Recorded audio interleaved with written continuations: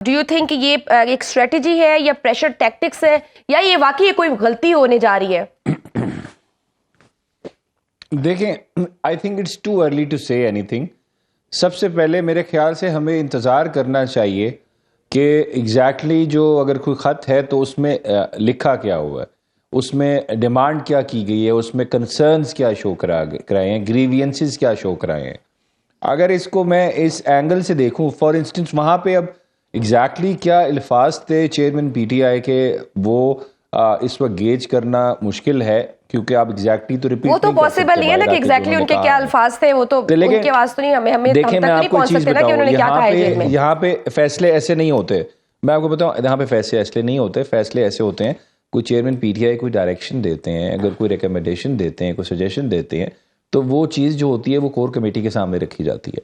वहाँ पे डिस्कशन होती हैं, डिलिब्रेशंस होती हैं, फिर उसके बाद उस पर अगला लाएमल होता है, जो भी होता है प्लान ऑफ एक्शन आता है। सो अभी इस पे मेरे ख्याल से ज़्यादातर तो क्या सुनाइयाँ हैं कि एग्जैक्टली जी वो ये कर रहे हैं, वो कर रहे हैं।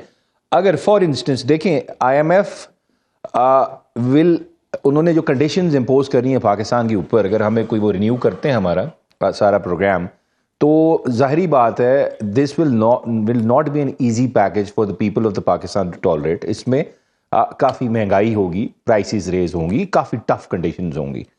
तो मेरा इसमें एक कंसर्न ये है कि एक गवर्नमेंट फॉर इंस्टेंस जो एक मैंडेट चोरी करके बैठी हुई है, क्या वो ये कंडीशंस इंपोज कर सकती है on the people of Pakistan? मेरे ख्याल से नहीं, लोग बर्दाश्त भी नहीं करेंगे। सो अगर एक फ्री एंड फेयर इलेक्शन के थ्रू एक क्लियर मैंडेट के साथ गवर्नमेंट बैठी है, तो IMF के लिए भी उसके साथ डील करना आसान होगा। और वो अगर हुकूमत फैसले भी करेगी तो लोग भी उसको, क्योंकि मैंडेट दिया होगा, तो उसको बर्दाश्त भी कर जाएंगे मेरे ख्याल से। सो इस तरह का अगर एक IMF, क्योंकि खुद कहता है हमें free and fair election, democratically elected transparent manner में जो गवर्नमेंट होगी उसके साथ हम डील करेंगे, वो इंटरिम गवर्नमेंट के साथ क्यों नहीं उस तरह बिल्कुल खुल के आके डील करते? क्योंकि मैंडेट लोगों का जो होता है, जेन्युइन मैंडेट होता है, उसके साथ डील करना कंपैरेटिवली आसान होता है। और फिर उस डील को फर्दर ट्रांसफॉर्म करना, और जो बर्डन होता है, ट्रिकल डाउन इफेक्ट होता है उस महंगाई का, टफ डिसीजंस का, वो अवाम पे जब पड़ता है तो अवाम बर्दाश्त कर लेती है, क्योंकि वो ये देख रही होती है जो हुकूमत सामने बैठी है या जो लीडरशिप है हमारी, वो लोग हैं जिनको हमने वोट दिया है, और उनको हमने इसी चीज का वोट दिया है कि आप ये फैसले करें ताकि टफ डिसीजंस आए, तो उसके बाद at the end of the day मुल्क के हालात बेहतर हों, जो हमें जरूरत है। लेकिन देखिए ना, फेयर मैंडेट को नजर रखते हुए IMF को ड्रैग करना, अच्छा मैं आपको बता क्या ये दुरुस्त है? देखिए इलेक्शन ट्रिब्यूनल्स हैं, आप वहां जाएं। होगा लेटर में कि आप देखें, ऐसी कोई बात नहीं है। ये थोड़ा मिस रिपोर्ट भी हो रहा है कि जी IMF को कहें जी प्रोग्राम बंद कर दें, पाकिस्तान को पैसे ना दें, पाकिस्तान डिफॉल्ट कर जाए। ऐसा कुछ नहीं होता, ना ऐसा कुछ होगा।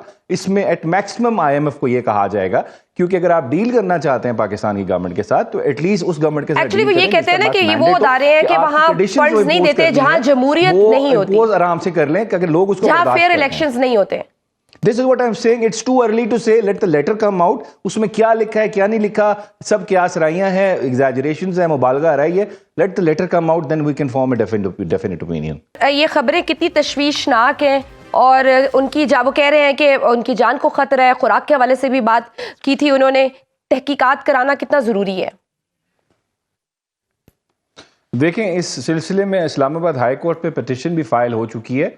इशू ये आ रहा है कि उनकी जो बहन है, उन्होंने भी स्टेटमेंट्स दी हैं, बाकी जो उनकी रिप्रेजेंटेटिव हैं बुशरा बीबी की, उन्होंने भी स्टेटमेंट्स दी है कि उनकी जो हेल्थ कंडीशन है वो बहुत बुरी है, और उनको जानबूझ के बनीगाला में रखा गया है, डिस्पाइट रिपीटेड रिक्वेस्ट कि उनको आप अडियाला जेल, उन्होंने खुद की है कि मुझे अडियाला जेल शिफ्ट करें, लेकिन नहीं किया गया।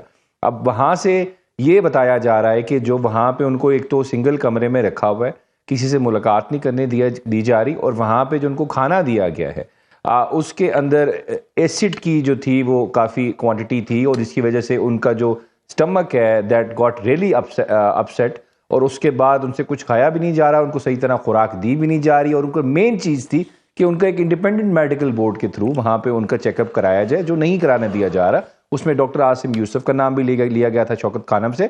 So everything is being held in a secret manner, conducted in a secret manner. सही इंफॉर्मेशन बाहर नहीं आई जा रही, और साथ मीटिंग नहीं कराई जा रही।